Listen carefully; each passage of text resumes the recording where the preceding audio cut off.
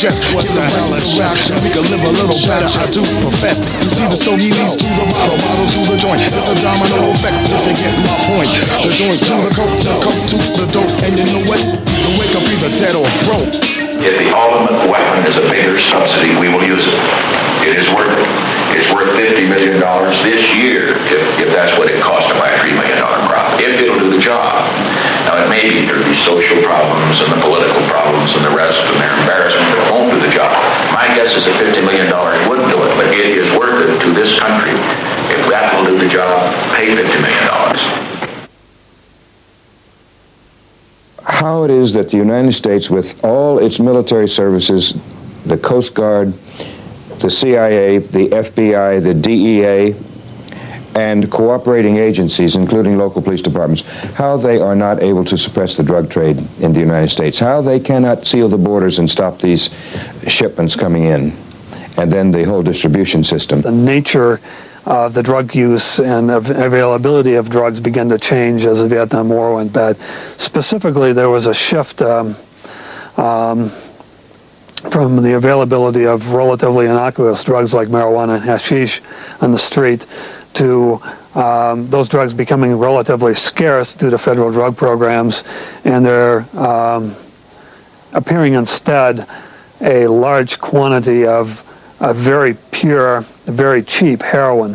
DEA, FBI, CIA, military, they're all into this international narcotics trafficking. So it doesn't mean that any particular target is only the area of one intelligence agency, because there are all kinds of interagency working groups in which they coordinate their activities directed toward a single target. The drug trade always supports the government's internal political agenda. It has never not supported the government's internal political agenda.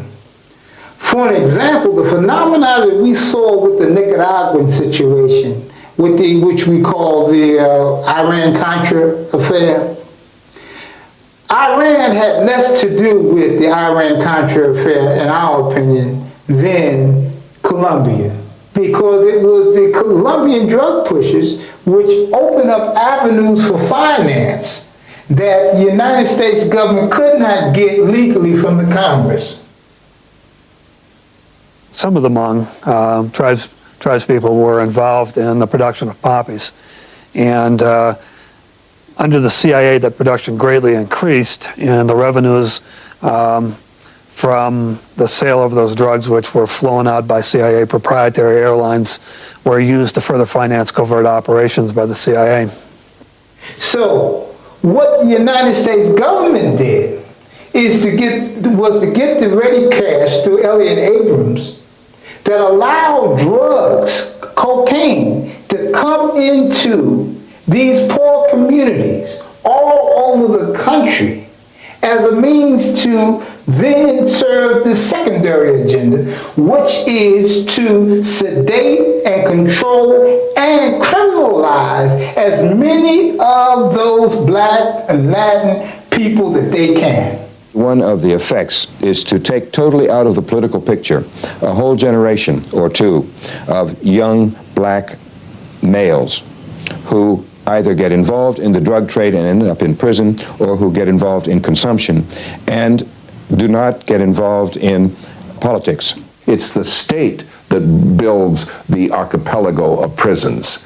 It's the state that invents a rhetoric of 3 strikes and you're out. It's the state that invents a vocabulary that is soaked in crime, which is meant to describe the lives of young people, adolescents, basically. Let knowledge be born, shot ya. Let knowledge be born, shot ya. Let knowledge be born, let knowledge be born, let knowledge be born, shot ya. Let knowledge be born. I have spent 19 years in prison in the United States for my political beliefs. You were the symbol that helped sustain me and other African American political prisoners. I say to you, brother, we love you and we will not give up the fight. We will not give up the fight. We will give up the fight. We will not give up the fight. I think we've had political prisoners in the United States for a very long time. On an official level, they would not admit this. Of course there are political prisoners in the United States, even if the U.S. government will never admit to them. Political prisoners are the heartbeat of the struggle, reminders of what the struggle is really about. They have been behind the wall now 15, 20, and going on 25 years. They must not be forgotten. So while I'm sitting here in prison today with 115 witnesses, 532 exhibits, electronic surveillance, electronic eavesdropping, no fingerprints, no blood, no weapon, no words, nothing ever said against me, but I'm convicted. To this date, at least 800 pages of COINTELPRO and ADEX, or agitator index files, have been released to my lawyers in my name. Of course, thousands have not been. They're still classified. We believe that the Congressional Black Caucus should have a hearing to determine the effect of COINTELPRO on the new African independence movement, the Black liberation movement, like they did to the left. That the parties responsible must admit they're wrong in those attacks of violation of those people's constitutional rights. It will then set a tone of reconciliation.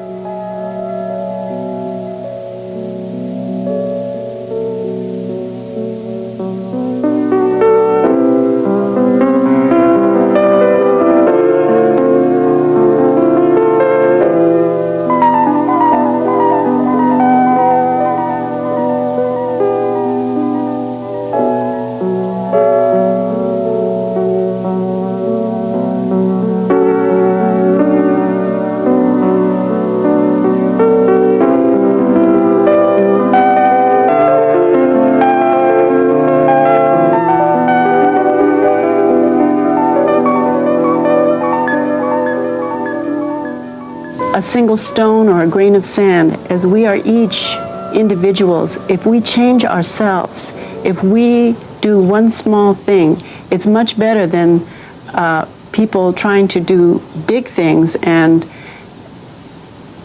for their self-aggrandizement. Government and the system, the industrial forces that are a plague on Mother Earth, that are destroying the water, the air, the earth itself, the genetic material within us all, it isn't just destroying it for people in Africa, or people in Southeast Asia, or people in Latin America. It's destroying it for every being on Earth. And I mean every being. I don't mean every man, woman, and child. I mean every living entity. All through history, no matter how much power has surged, through totalitarian, through empires, rulers, and conquerors, whether they be governments or individuals as dictators or despots or tyrants, history has always shown that the human spirit will always prevail.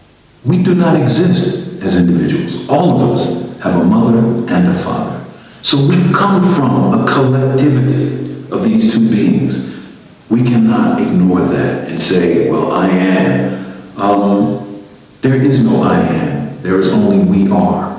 We are collective. All of us breathe the same air. We share the same sunlight. The feelings that I have in my heart are feelings that you have in your heart. We share spiritual vibrations. Love is natural. Hate is unnatural. Hate breeds hate. So, but I have never known where you have overcome hate with hate, but you can overcome hate with love and respect. I'll just say it in the words of Bob Marley. Stand up for your rights. Don't let anybody tell you what you can and you cannot do. You can organize, you can educate, you can make a difference. We have to learn how to sit down and talk with each other first. Until we can sit down and speak with each other, sit down as men and women, sit across from each other and break bread, and to learn that we're human beings. I don't care